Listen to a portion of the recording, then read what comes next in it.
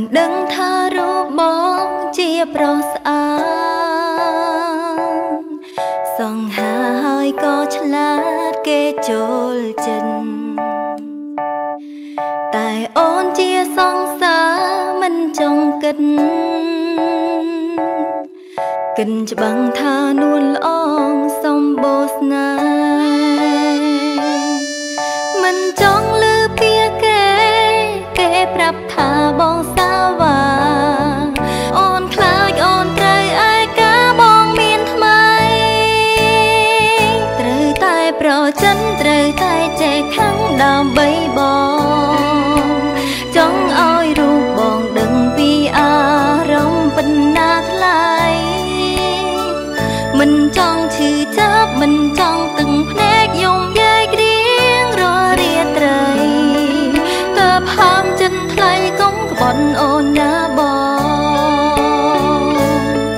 សូមបងកុំប្រកាន់អូនប្រច័ណ្ឌស្នេហាគឺសំខាន់ទុំចិត្តគ្នាស្រឡាញ់បងពេកទៅព្រោះអូនខែមានស្នេហ៍សូមបងកុំខឹងនឹងអូនមិនចង់លឺពីគេប្រាប់ថាបងសាវ៉ាអូនខ្លាចអូនត្រូវឯកាបងមានថ្មីត្រូវតែប្រចិនត្រូវតែចេះខាំងដើម្បីបងចង់ឲ្យរូបបងដឹងពីអារម្មណ៍ប៉ុណ្ណាថ្លៃ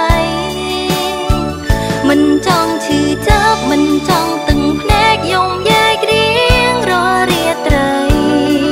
តើផាមចិត្តថ្លៃកុំក្បត់អូនណាបង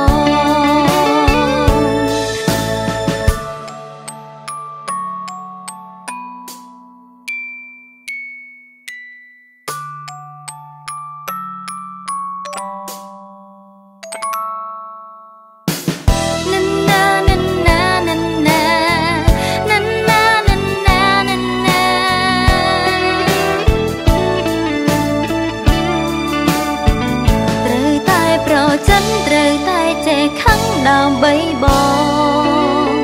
ចង់ឲ្យរូបបងដឹងពីអារម្មណ៍ប៉ុណ្ណាថ្លៃមិនចង់ឈឺចាប់មិនចង់តឹងភ្នែកយំយាយក្រៀងរាល់រាត្រីតើផាមចិត្តថ្លៃកុំក្បត់អូនណាប